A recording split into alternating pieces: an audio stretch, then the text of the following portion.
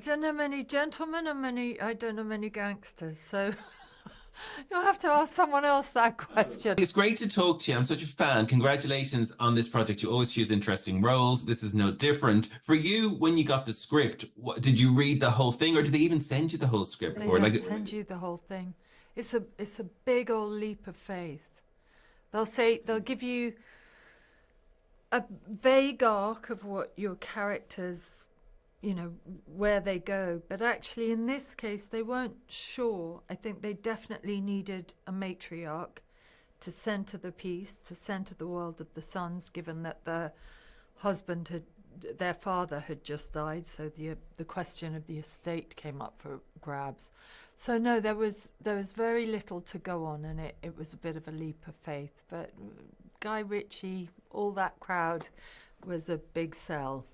Yeah, yeah, and it's twists and turns galore. Do you know the kind of way it keeps you guessing the whole time? You have a lot of scenes, of course, with your children in the movie, including Theo James is playing Eddie. What were they like to work with day in, day out in this big manor of a house? Yeah, the humongous manors that we got to work in that were gigantic, beautiful, and freezing. You had to sort of stop yourself from shivering in shock. But Theo I'm incredibly fond of him. It took me a little bit longer to get to know him because I think either the weight of the role at the beginning or he's more naturally reserved. Daniel's sort of like, but Theo I got to know better. It was just lovely to work with them and to have these two lovely grown-up sons.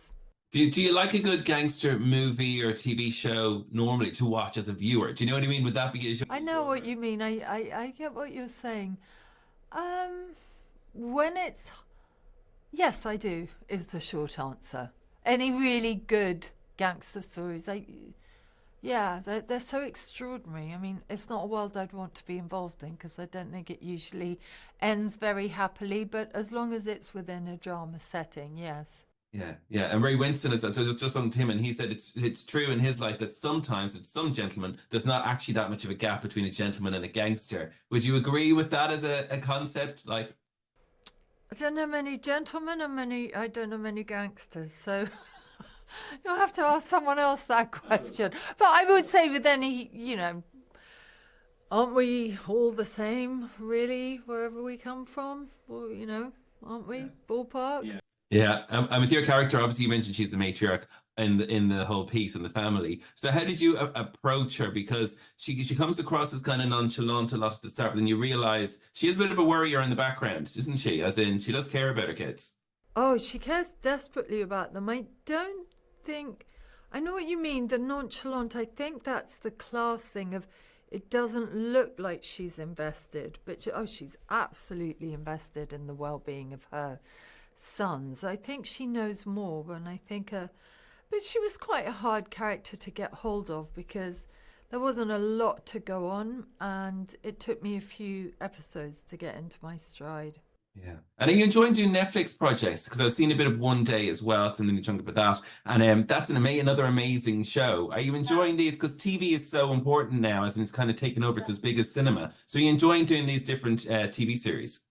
Well, yeah, because also like the part of Lady S in the Guy Ritchie, if you contrast that with my last Netflix thing, which was playing Mrs. Bolton, the housekeeper, in the newer version of Emma Corrin, Lady Chatterley Lover, and then the One Day, and I done a Disney project again, and it's just a mix of all these characters that's really delicious for me to just keep exploring. Yeah. Yeah. And the characters. Patent. Yeah, and the characters gets just like you find out more. They can be developed over time with the TV series. Is that something attractive as an actor that you can kind of get your teeth into a role before that's a wrap? Well, I always remember the show that I did, Nip Tuck, many years ago for Ron Murphy, and I love that show. I remember when I first started that, and I'd never done a television series. Someone said to me, "It's the best kept secret. It is the best job as an actor because you start playing the character for such a long period of time that it just starts to play itself, and it's lovely coming back with the same crew and the same group of people and developing a story. I love it. Well, I love this. Congratulations on The Gentlemen, and thank you for talking to me. Oh, absolute pleasure. Take care.